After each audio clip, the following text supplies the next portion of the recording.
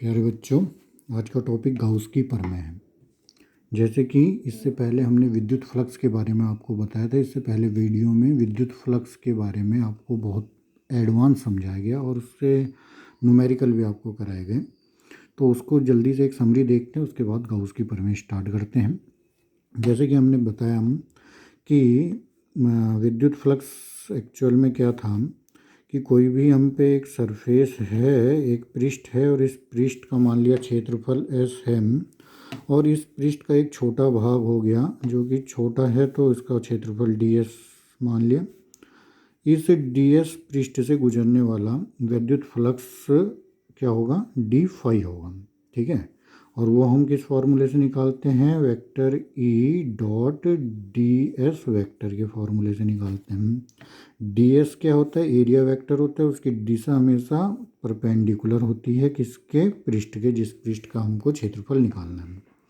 तो इस प्रकार इस फॉर्मूले से हमने इस छोटे से पृष्ठ से गुजरने वाला विद्युत फ्लक्स ज्ञात करा। अगर हमें बोले पूरे पृष्ठ से गुजरने वाला, तो हम दोनों पक्ष का समाकलन कर देंगे।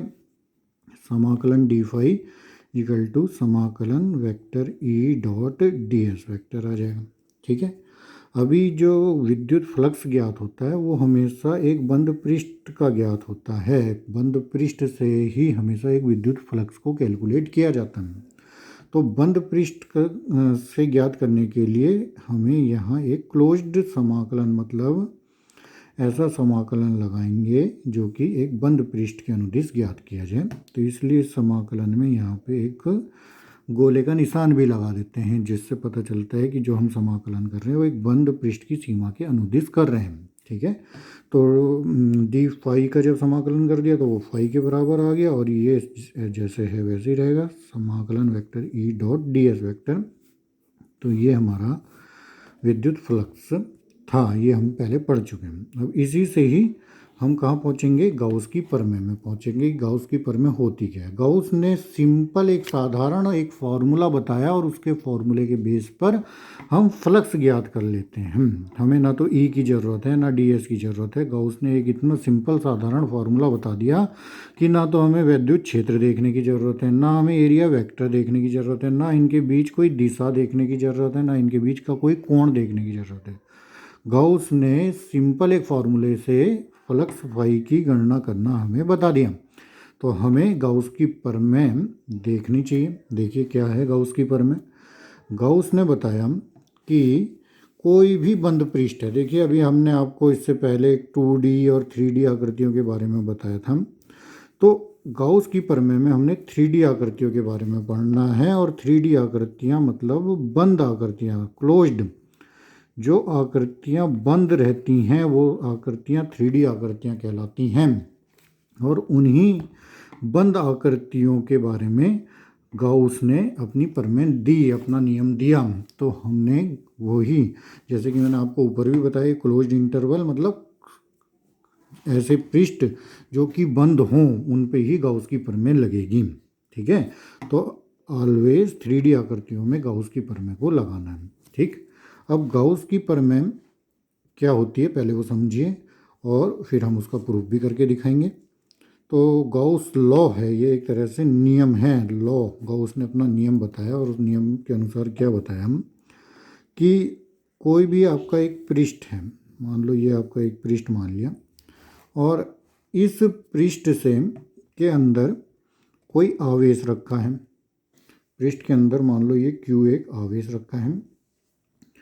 तो इस पृष्ठ से गुजरने वाला कुल विद्युत फ्लक्स फाई जो होगा वह पृष्ठ द्वारा घिरे कुल आवेश का, पृष्ठ द्वारा घिरा आवेश है Q, तो कुल आवेश का 1/ε0 गुना होता है। बस इतना सा गाउस का नियम है।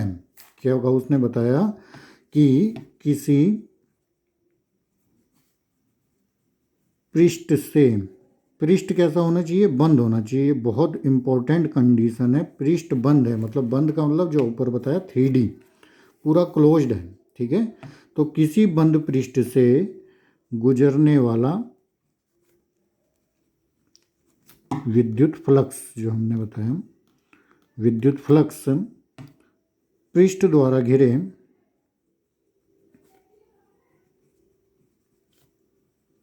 कुल आवेश का 1/ε0 गुना होता है। ये गॉस ने नियम दिया। ठीक है, ये हम नहीं कह रहे, कौन बोल रहे हैं? गॉस बोल रहे हैं कि किसी बंद पृष्ठ से गुजरने वाला विद्युत फ्लक्स पृष्ठ द्वारा, विद्युत फ्लक्स मतलब फाई, जो फाई है वो पृष्ठ द्वारा घिरे कुल आवेश मतलब क्यू का 1/ε0 गुना होता है। तो सिंपल एक formula phi equal to Q/ε0 आपके पास आ जाता है।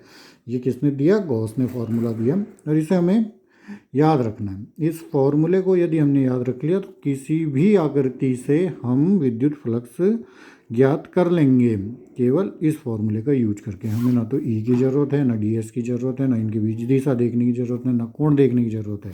केवल Q/ε0 से हम फाई ज्ञात कर लेंगे, विद्युत फ्लक्स ज्ञात कर लेंगे। ठीक है, तो अब इसका प्रूफ बताते हैं बच्चों। तो प्रूफ देखने के लिए, वैसे तो ये लॉ है, लॉ का कोई प्रूफ नहीं होता, लेकिन तब भी कुछ मैथमेटिक दिखा के इसका प्रूफ किया गया, और वो प्रूफ आप समझ जाएं, और जब समझ जाएंगे तो आपको लगेगा कि भैया हमने गाउस की प्रमेय सीख ली। ठीक है, तो अब इसका प्रूफ देखिए प्यारे बच्चों। तो गाउस की प्रमेय के प्रूफ के लिए हमने क्या है, एक वैसे ही अटेंडम एक आकृति मान लीजिए ये एक आकृति है, और इस आकृति के अंदर, इस पृष्ठ के अंदर, ये मतलब ये जो आकृति है, आपको मस्ट कंडीशन क्या है, 3D होनी चाहिए, मतलब बंद होनी चाहिए।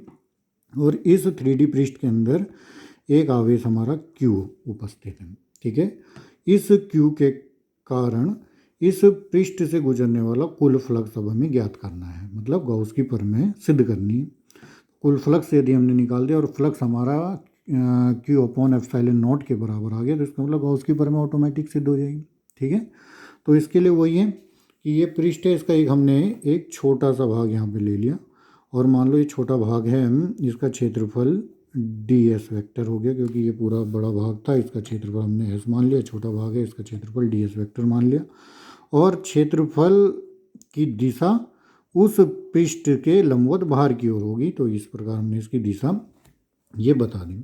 ठीक है, तो ये Q आवेश है, और इस Q आवेश के कारण मान लो इस बिंदु पर अगर हमें वैद्युत क्षेत्र कैलकुलेट करना है, तो वैद्युत क्षेत्र की जो दिशा होगी, इस बिंदु को मान लो P बिंदु है, इस P बिंदु पर वैद्युत क्षेत्र की यदि आप दिशा स्वयं देखें, तो दिशा देखने के लिए मैंने बताया था कि वहाँ जहाँ पे भी दिशा देखनी होती है, वहाँ एक क्या रख देते हैं, टेस्ट चार्ज रख देते हैं, और दोनों टेस्ट चार्ज के बीच में अट्रैक्शन और रिपल्सन, मतलब आकर्षण और प्रतिकर्षण के अनुसार दिशा ज्ञात की जा सकती है। हम तो ये धनावेश है, यहाँ पे भी टेस्ट चार्ज, और test charge should be always positive, मतलब यहाँ धनावेश रखेंगे और दोनों में दिशा देख लेंगे, तो इसकी दिशा हमेशा क्या रहेगी, अवे फ्रॉम चार्ज, मतलब बाहर की तरफ। तो ई की दिशा भी वही होगी जो ds की दिशा दिख रही है आपको।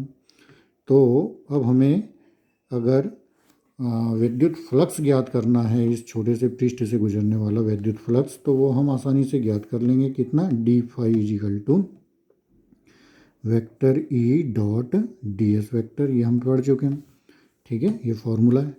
इसको अगर हम देखें तो इसको क्या लिख सकते हैं, E ds cos थीटा। ठीक है, थीटा आपको पता है E और ds के बीच बनने वाला कोण। ठीक है, अभी यदि हम देखें तो इसके अनुसार दिशा दोनों की सेम, अगर हमने यहाँ देख लिया, लेकिन ज़रूरी नहीं है सेम रहे। अगर हम यहाँ पे एक वो मान लें, तो Q के कारण जो इसकी दिशा है वो इस डायरेक्शन में हो सकती है, और ds वेक्टर लंबवत इस डायरेक्शन में हो सकता है, मतलब एंगल जो है वो थीटा ऐसे बन सकता है। ठीक है, कहीं पे भी हम देख लें दूसरी डायरेक्शन में, ये देख लें कि विद्युत क्षेत्र की दिशा इस डायरेक्शन में हो गई, एंगल भी उसी डायरेक्शन में हो, मतलब ds की दिशा भी उसी डायरेक्शन में हो गई, तो दोनों के बीच 0 डिग्री का एंगल बन गया। कुछ भी हो सकता है, हम ऑल इसकी बात कर रहे हैं, कहीं पे भी कर सकते हैं हम। तो फिलहाल हमने क्या देखा कि E और ds के बीच में कितना एंगल का कोण बन रहा है, थीटा डिग्री का। ठीक है, तो ये हमको d फाई कैलकुलेट हो गया कि d phi is equal to E ds cos theta के बराबर आ गया। ठीक है, अब आपको ये पता है E क्या चीज़ होती है, वैद्युत क्षेत्र की तीव्रता। तो यहाँ से देखिए, ये Q आवेश है, और Q आवेश के कारण किसी बाह्य बिंदु P पर यदि हम विद्युत क्षेत्र की तीव्रता निकालें तो इसका फॉर्मूला आप पहले से जानते हो। ई बराबर कितना होता है, 1/4 pi epsilon naught q upon r square. R क्या है, यहाँ से यहाँ तक की दूरी। यदि आर है तो ये फॉर्मूला आपने पढ़ा हुआ है कि एक पॉइंट चार्ज है, बिंदु आवेश है, उसके कारण किसी बाह्य बिंदु पर विद्युत क्षेत्र की तीव्रता ज्ञात करनी है तो इस फॉर्मूले से ज्ञात की जा सकती है। तो इस फॉर्मूले को हम यहाँ रख के देखते हैं क्या होता है। देखिए, तो d5 मिलेगा, d5 इजिकल टू ई का मान रख दिया 1/4 pi epsilon naught q upon r square, और साथ में क्या रख दिया, ds cos थीटा। ठीक है प्यारे बच्चों, एक टॉपिक हमने आपको इसी गाउस की प्रमेय वाले चैप्टर में पढ़ाया था। ठीक है, कौन से टॉपिक के बाद पढ़ाया था, एरिया वेक्टर के बाद पढ़ाया था, और वो टॉपिक का नाम था घन कोण। ठीक है, घन कोण क्या होता है, ये परिभाषा आपने पढ़ी थी उसकी, ds cos theta upon r square घन कोण होता है, और वो आपको दिख भी रहा है, ds cos theta upon r square. इसको हम घन कोण लिखते हैं। घन कोण का मतलब देखिए, ये जो आपका छोटा भाग है, इस छोटे भाग के द्वारा केंद्र पर बना कोण, ये जो कोण ये बना रहा है, यही घन कोण कहलाता है, और इसको हमने डी ओमेगा आपको बताया था। ठीक है, तो इस ds cos theta upon r square को डी ओमेगा इक्वल टू क्या लिख सकते हैं, ds cos theta upon r square. ठीक है, तो जो हमारा d5 बन रहा है, d5 इक्वल टू कितना बन गया, 1/4 पाई एप्सिलॉन नॉट, क्यू भी ऐसे ही रहेगा, और इस पूरे की जगह हमने क्या लिख दिया, डी ओमेगा लिख दिया। ठीक है, इतना समझ गए होंगे, इसमें कोई डाउट नहीं है। जब d5 मतलब इस छोटे से पृष्ठ से गुजरने वाला विद्युत फ्लक्स हमें ज्ञात हो गया। ठीक है, और अगर हमें इस पूरे पृष्ठ से गुजरना है, s पृष्ठ से, कितना, s पृष्ठ से गुजरने वाला विद्युत फ्लक्स निकालना है तो क्या करना पड़ेगा बताओ, समाकलन करेंगे। गुजरने वाला विद्युत फ्लक्स यदि निकालेंगे तो क्या करना पड़ेगा, इसका समाकलन कर लेंगे, विद्युत फ्लक्स। ठीक है, विद्युत फ्लक्स, इसका समाकलन कर लो। समाकलन ये होगा, क्लोज इंटरवल बंद है तो क्लोज समाकलन होगा, d5 इक्वल टू समाकलन 1/4 pi epsilon naught Q D omega. ठीक, अब ये d5 का समाकलन करेंगे, 5 हो गया। ठीक है, देखिए q आवेश है, आवेश एक कांस्टेंट राशि है, वो बाहर निकल जाएगा, 4 पाई एप्सिलॉन नॉट कांस्टेंट राशि है, अंदर बच जाएगा हमारा, समाकलन के अंदर बच जाएगा डी ओमेगा। तो देखिए q upon 4 pi epsilon not बाहर आ गया, अंदर बच गया डी ओमेगा। डी ओमेगा आपको पता है कि ये छोटा सा कोण जो इस छोटे से भाग के द्वारा केंद्र पर बना छोटा कोण है। अब ऐसे ही बहुत सारे भाग हैं, एक भाग ये है, एक भाग ये है, ऐसे ही सारे भाग हैं, और सारे भाग केंद्र पर कोण बना रहे हैं। तो ये आपको पता होगा कि पूरे के पूरे संपूर्ण पृष्ठ के द्वारा 3D आकृति जो होती है उसके द्वारा केंद्र पर जो बना कोण होता है वो 4 पाई के बराबर होता है। तो इस पूरे की जगह हम 4 पाई लिख सकते हैं। तो 5 is equal to Q upon 4 pi epsilon naught, और डी ओमेगा की जगह लिख दिया 4 पाई। 4 पाई से आपका 4 पाई कैंसिल हो गया, तो 5 is equal to Q upon epsilon naught आपका आंसर प्राप्त हो गया। यही हम सिद्ध करना चाहते थे। क्या सिद्ध करना चाहते थे, गाउस की प्रमेय के अनुसार कि किसी बंद पृष्ठ से गुजरने वाला विद्युत फ्लक्स मतलब फाई पृष्ठ द्वारा घिरे कुल आवेश का 1/4 गुना होता है। 5 is equal to Q upon epsilon naught, तो वो हमने यहाँ आपको सिद्ध करके भी दिखा दिया। 5 is equal to Q upon epsilon naught, ये आपका आ गया कि ये जो आपका पृष्ठ है, इस पृष्ठ से इस आवेश के कारण जो विद्युत फ्लक्स गुजर रहा है वह क्यू अपॉन एप्सिलॉन नॉट के बराबर है। ठीक है प्यारे बच्चों, ये समझ गए होंगे। तो इसको समझने के उपरांत इसके बेस पे एक दो छोटे से न्यूमेरिकल मैं आपको बताता हूँ, कृपया उसे भी ध्यानपूर्वक देखिए। तो देखिए, पहला सवाल जो है, सपोज आपको एक बेलन दिया हुआ है। बेलन ऐसा दिया हुआ है जो कि सेमी सिलेंडर है, मतलब अर्ध सिलेंडर है, आधा सिलेंडर है। तो इस प्रकार ये आपका हम एक बेलन दे दिया, और इस बेलन की लंबाई पूरी एल ना होकर कितनी दी हुई है, l/2 दी हुई है, मतलब ये अर्ध बेलन है। ठीक है, और अर्ध बेलन के बीचों बीच यहाँ, मतलब बेलन के जो ऊपर वाला वृत्त है, इस वृत्त के बिल्कुल सेंटर पे यहाँ एक आवेश दे दिया। ठीक है, और बोला है कि भैया ये जो बेलन है, इस बेलन से गुजरने वाला विद्युत फ्लक्स ज्ञात कीजिए, फाई का मान ज्ञात कीजिए कि कितना होगा। ये बेलन है, और बेलन कैसा है, अर्ध बेलन है। ठीक है, आधा बेलन है, और इस अर्ध बेलन से गुजरने वाला विद्युत फ्लक्स ज्ञात कीजिए। ठीक है, तो ज्ञात कर सकते हैं, सिंपल मेथड है, गाउस की प्रमेय लगानी है। ठीक है, कुछ नहीं करना है। क्या करना है, पहले तो इस बेलन को, अभी हमें पता है कि भाई हमें कोई भी बंद आकृति दी हुई है और उस बंद आकृति से जो विद्युत फ्लक्स गुजरता है वो कितना गुजरता है, phi equal to Q upon epsilon naught के बराबर गुजरता है। ठीक है, लेकिन ये जो बंद आकृति नहीं है, ये आकृति क्या है, वैसे तो बंद है, लेकिन जो आवेश रखा है वो कहाँ रखा है, ऊपर की ओर रखा है। अगर यहाँ रखा होता तो हम सीधा बोल देते कि भैया इससे गुजरने वाला विद्युत फ्लक्स कितना है, क्यू अपॉन एप्सिलॉन नॉट। लेकिन ये आवेश क्या है, ऊपर रखा है, तो हमें पहले इसको एक बंद आकृति बना देते हैं। बंद आकृति का मतलब इसको पूरा जो तुम्हारा अर्ध बेलन है इसको पूर्ण बेलन बना लो। और जो बेलन ऊपर बनाया ये इस प्रकार, ये गaussian पृष्ठ खींच दी। मैंने क्या बताया था आपको, गaussian पृष्ठ कुछ नहीं है। गaussian पृष्ठ एक ऐसी पृष्ठ है जो कि क्या करती है, आवेश को बंद कर देती है। ठीक है, तो यहाँ पे आवेश बंद नहीं हो पा रहा था तो हमने इसके ऊपर इतना ही L/2 लंबाई का एक और बेलन रख दिया, और जो कि पूरा गaussian पृष्ठ से ये बेलन बंद हो गया। अब बंद हो गया तो अब इस पूरे पृष्ठ से गुजरने वाला कितना होगा विद्युत फ्लक्स, आपको पता है, पूरे के पूरे पृष्ठ से गुजरने वाला विद्युत flux Q upon epsilon naught के बराबर होता है। ठीक, तो इस पूरे पृष्ठ से, मतलब ये जो पूरा पृष्ठ है, इधर से भी, इधर से भी, इधर से भी, इधर से भी, इधर से भी, इधर से भी, सब जगह से क्या गुजरेगा, विद्युत फ्लक्स गुजरेगा। ठीक है, और इस पूरे पृष्ठ से गुजरने वाला विद्युत फ्लक्स कितना होगा, क्यू अपॉन एप्सिलॉन नॉट होगा।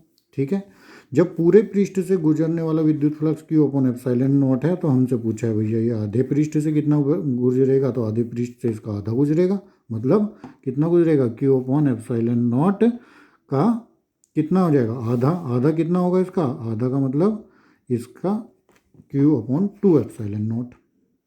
ठीक, तो क्यू अपॉन 2 एप्सिलॉन नॉट जो है वो इस अर्ध सिलेंडर से तुम्हारा गुजरने वाला विद्युत फ्लक्स होगा। समझ गए होंगे प्यारे बच्चों।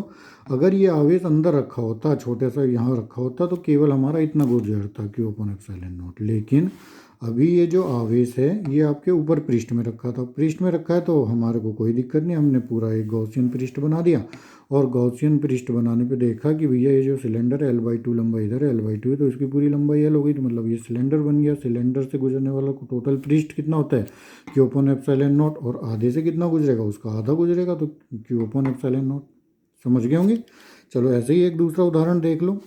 हेमी स्फेयर बोलते हैं, स्फेयर का मतलब होता है आपका, स्फेयर होता है आपका, पढ़ा होगा आपने स्फेयर, स्फेयर को बोलते हैं आपका गोला।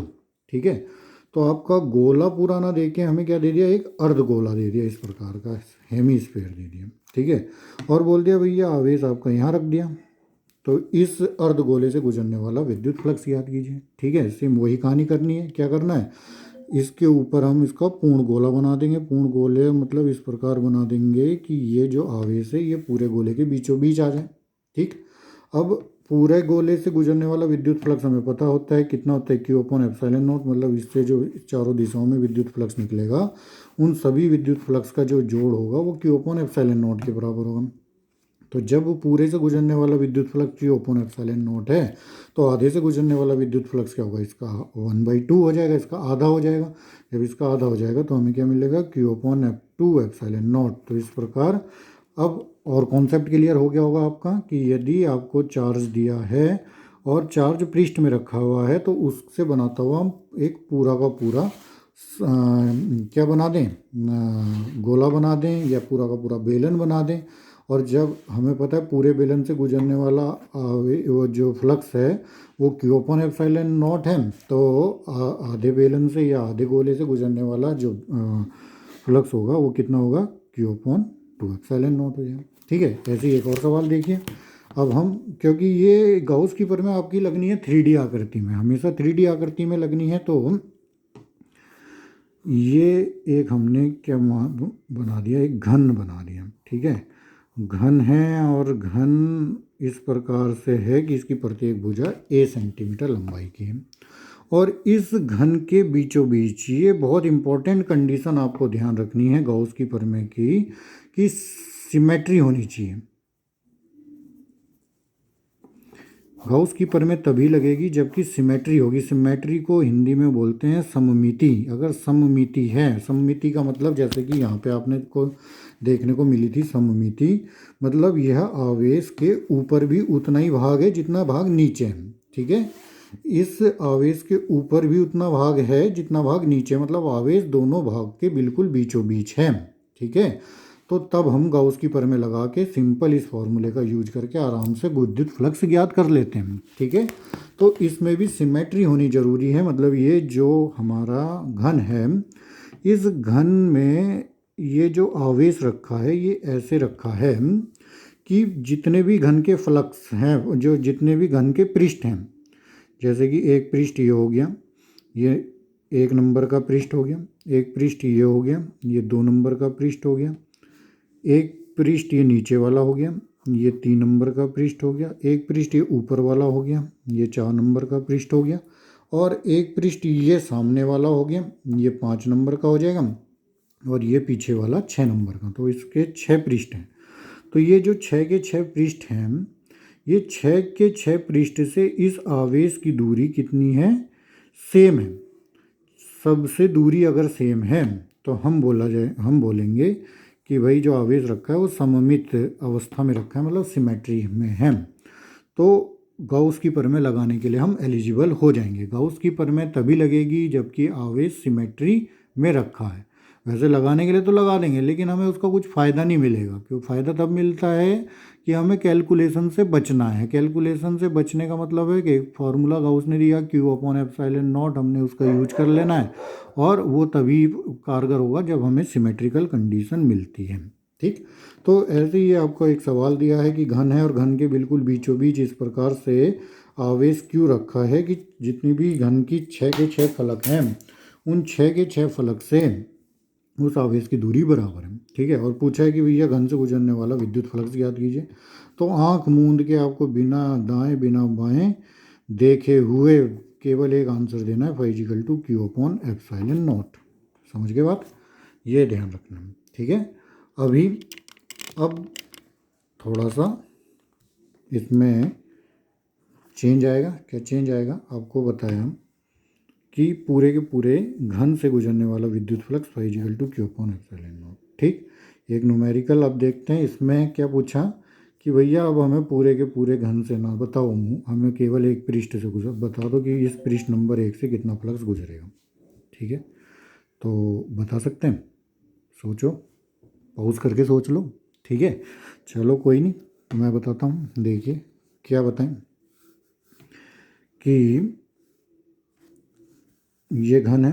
अभी मैंने जैसे आपको बताया कि ये जितने भी फ्लक्स निकल रहे हैं, इन सभी फ्लक्स का जो जोड़ है वो Q/ε0 के बराबर आता है। ठीक है, तो इससे भी जो ये हमारा घन है, इस घन से भी फ्लक्स निकल रहे होंगे। कुछ इस पृष्ठ से निकल रहा होगा, कुछ 1 नंबर पृष्ठ से, कुछ 2 नंबर पृष्ठ से, कुछ 3 नंबर पृष्ठ से, कुछ 4 नंबर पृष्ठ से, कुछ 5 मतलब सामने वाली पृष्ठ से, और कुछ 6 नंबर पृष्ठ।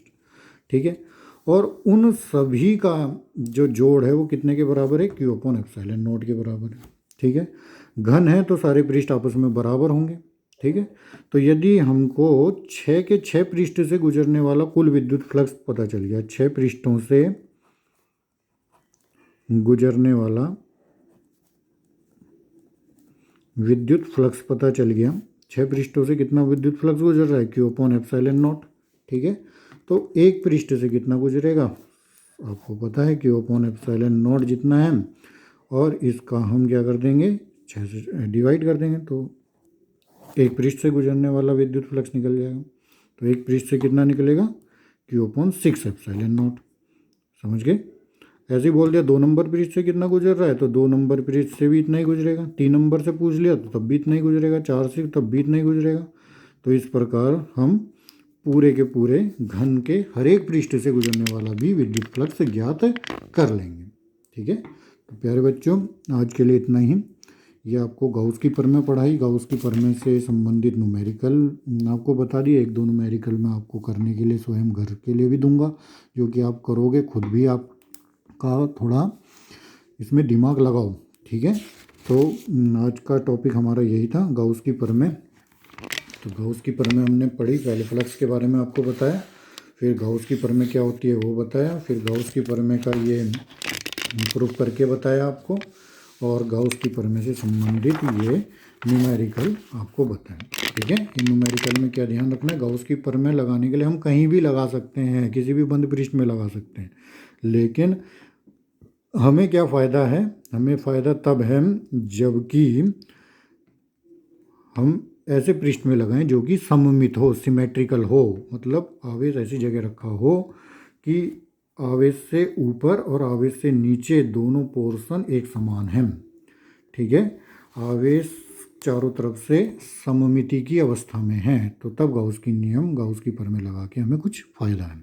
अन्यथा गाउस की प्रमेय लगा तो सकते हैं, लेकिन उसका इतना यूज नहीं है। ऐसा एक वैज्ञानिक हैं जिनका नाम है ग्रिफिथ, उन्होंने बहुत फॉरेन राइटर हैं और बुक भी लिखी है, ऐसा उनका निर्देश है। ठीक है, वैसे तो एप्लीकेबल कहीं भी है गाउस की प्रमेय, कहीं भी लगा दो, लेकिन हमें यूजफुल कहाँ है, जहाँ पे सिमेट्रिकल कंडीशन दी हुई है, जहाँ सममिति दिखेगी। ठीक है प्यारे बच्चों, तो आज के लिए इतना ही, इसे पढ़ें समझें, और कोई भी समस्या आती है तो आप मेरे पर्सनल नंबर पे भी पूछ सकते हैं, ग्रुप में भी पूछ सकते हैं। ये आपको जैसे भी सुविधा लगे उस प्रकार आप काम कर सकते हैं। चलो, थैंक यू, बहुत बहुत धन्यवाद आप